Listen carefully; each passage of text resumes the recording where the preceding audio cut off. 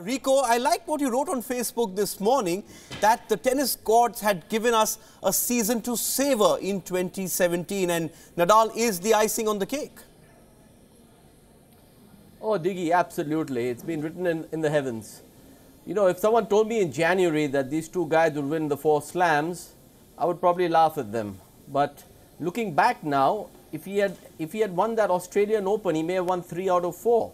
And I'm talking about Rafael Nadal. And it was close. That 5th set, he was up a break against Roger. But Roger came back and won that. So it's even Stevens. It's been an amazing year. Both guys in their 30s, probably playing the tennis of their lives.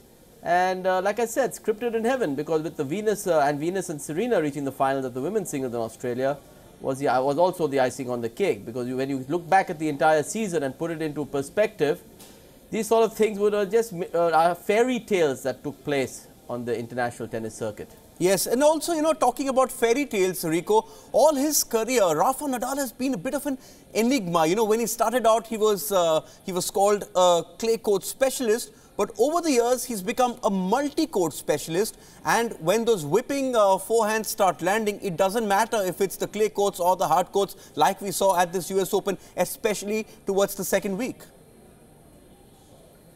You know, Roger Federer still may be the best that ever played the game, and Rafael is not far behind.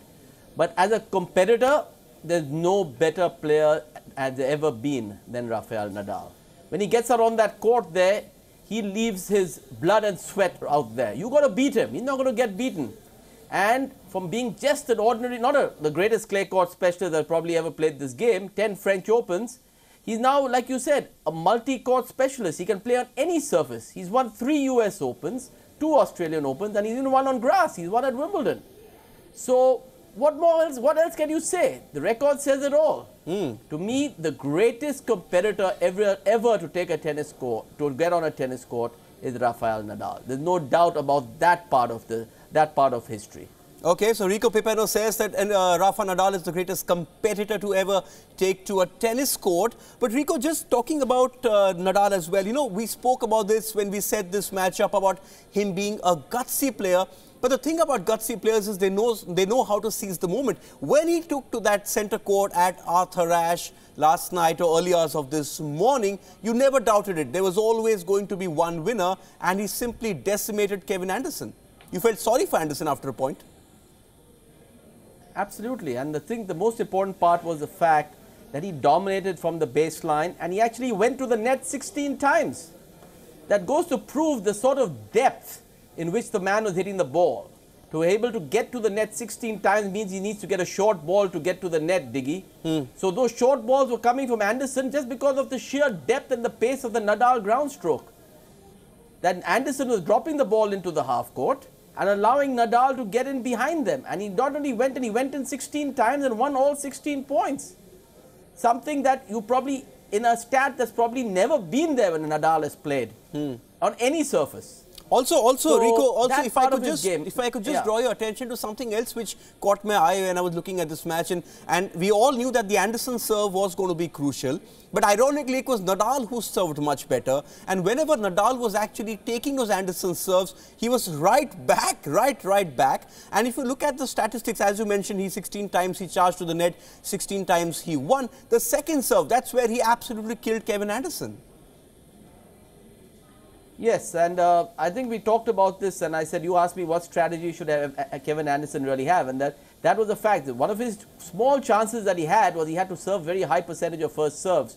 And unfortunately, from the get-go, his serve was in trouble. He didn't have the sort of rhythm that he's had in the past, and Nadal was able to get back every single serve. He put every single serve back into play, which built the pressure. It just built the pressure, like he saves break points in the first, third, 5th game, and then you knew it was coming. The break was going to take place. And one unforced error from the Anderson racket on a forehand half court, and the break came, and that was it.